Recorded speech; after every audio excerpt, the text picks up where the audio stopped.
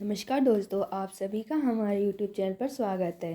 तो दोस्तों, आज इस वीडियो में हम बात करेंगे आरआरबी एनटीपीसी रिज़ल्ट के बीच में जो कंट्रोवर्सी चल रही है, उसी बीच रेल मंत्री हैं जो उनकी प्रेस कॉन्फ्रेंस हुई है। तो इस वीडियो में हम आपसे बात करेंगे कि उन्होंने सवालों के क्या जवाब दिए, क्या सवाल उनसे पूछे गए। तो दोस्तों, वीडियो स्टार्ट करने से पहले अगर आप हमारे चैनल पर नए हैं या फिर आपने अभी तक हमारा चैनल सब्सक्राइब नहीं किया है तो दोस्तों इसे जल्दी सब्सक्राइब करें, क्योंकि हम आपके लेकर आते हैं daily new government job vacancy update. साथ ही दोस्तों, हम आपके लिए day to day government job से सारी अपडेट आपको प्रोवाइड करते हैं। तो दोस्तों, हम वापस अपनी वीडियो की तरफ आते हैं। तो दोस्तों, आरआरबी एनटीपीसी के रिजल्ट्स को रिलेटेड काफ़ी प्रोटेस्ट चल रहा है, ये सभी लोग जानते हैं।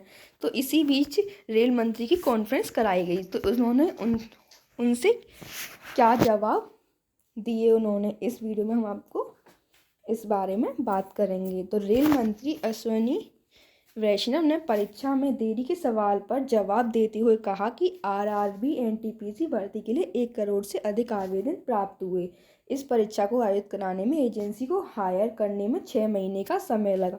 तो दोस्तों, ये बात तो सही है कि इसके लिए जो आवेदन करे गए थे वो काफ़ी बड़ी संख्या में किए गए थे इस पोस्ट के लिए। तो दोस्तों, नीचे देखते हैं और क्या सवाल उनसे पूछे गए।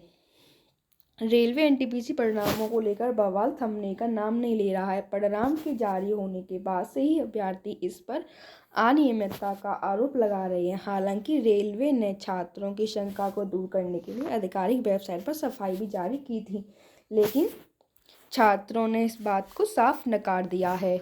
अब धीरे धीरे छात्रों का विरोध आंदोलन का रूप लेने लगा है। बिहार उत्तर प्रदेश में चलने वाली अनेक ट्रेनों पर भी इसका असर पड़ रहा है। दोस्तों, विरोध काफ़ी अच्छे तरीके से बढ़ रहा है। कई ट्रेनों रोक दी हैं। छात्रों ने बिहार में गया में पैसेंजर ट्रेन को आग के हवाले कर दिया है। इसी बीच रेल मंत्रालय ने भी आज 3:30 बजे एक प्रेस कॉन्फ्रेंस की। इस प्रेस कॉन्फ्रेंस में रेल मंत्री अश्विनी वैष्णव ने सभी जरूरी सवालों के जवाब दिए हैं। तो दोस्तों, पहला सवाल जो उनसे पूछा गया वो था परीक्षा में क्यों हुई देरी। तो रेलवे मंत्री अश्विनी वैष्णव ने परीक्षा में देरी के सवाल पर जवाब देते हुए कहा कि आरआरबी एनटीपीसी भर्ती के लिए 1 करोड़ से अधिक आवेदन प्राप्त हुए हैं। इस परीक्षा को आयोजित कराने में एजेंसी को हायर करने में 6 महीने का समय लगा। ग्रुप डी की भर्ती के लिए जो आवेदन प्राप्त हुए हैं, इनमें से करीब 5 लाख अभ्यर्थियों के आवेदन पत्र में फोटो और हस्ताक्षर की त्रुटियां थीं। तो दोस्तों, जो टोटल एप्लीकेशन फॉर्म फिल किए गए थे उनमें से 5 लाख अभ्यर्थियों के आवेदन पत्र में फोटो और हस्ताक्षर को लेकर मिस्टेक्स थी। इसके खिलाफ विभिन्न ट्रिब्यूनल में जरूरी कार्रवाई हुई। इसके बाद सभी जरूरी प्रक्रिया पूरी करने के बाद परीक्षा का आयोजन हुआ। करोड़ों लोगों की परीक्षा करवाना बड़ा टास्क है। कोरोना के फेज में देरी हुई, लेकिन परीक्षा की प्रक्रिया चालू रही। पीएम मोदी का मकसद रोजगार बढ़ाने का है। 1,40,000 वैकेंसी लाना कोई छोटी बात नहीं है। वैकेंसी दोस्तों काफ़ी अच्छी हैं। दूसरा सवाल आता है शॉर्टलिस्ट का मुद्दा। तो रेल मंत्री अश्विनी वैष्णव ने CBT 1 में छात्रों के शॉर्टलिस्ट संख्या के चयन के मुद्दे पर कहा कि साल 2015 तक परीक्षा में केवल 10 गुना छात्रों को शॉर्टलिस्ट किया जाता था। इसके बाद साल 2019 में 15 गुना और वर्तमान परीक्षा में कुल 20 गुना छात्रों को शॉर्टलिस्ट किया है। हमने नोटिफिकेशन में बताई गई प्रक्रिया के हिसाब से ही परीक्षा ली है। मुद्दा इसलिए उठा है कि जिन लोगों ने तैयारी कर ली उन्हें लगता है एक बार हमें फिर मौका मिले। छात्रों पर लाठीचार्ज और FIR का मुद्दा। तो दोस्तों, इसमें उन्होंने कहा कि छात्रों पर लाठीचार्ज के मुद्दे पर रेल मंत्री ने कहा कि कुछ लोग मामले का गलत फायदा उठाकर छात्रों को भ्रमित करने का काम कर रहे हैं।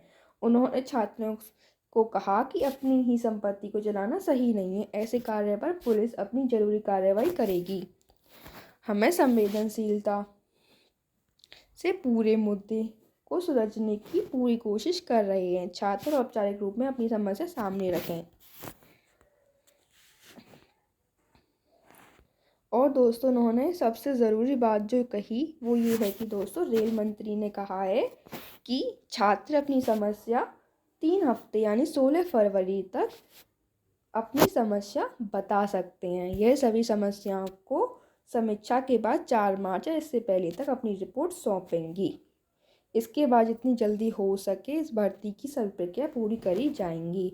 तो दोस्तों, जिन भी लोगों को इस रिज़ल्ट से दिक्कत है वो 16 फरवरी तक अपनी क्वेरीज रख सकते हैं और 4 मार्च तक उनको उनकी क्वेरीज के आंसर दे दिए जाएंगे और फिर इसके आगे का जो CV2 है वो आपका प्रोसेस किया जाएगा। तो दोस्तों, इस वीडियो में बस इतना ही और ऐसे ही अपडेट्स के लिए आप हमारे चैनल को सब्सक्राइब करना ना भूलें।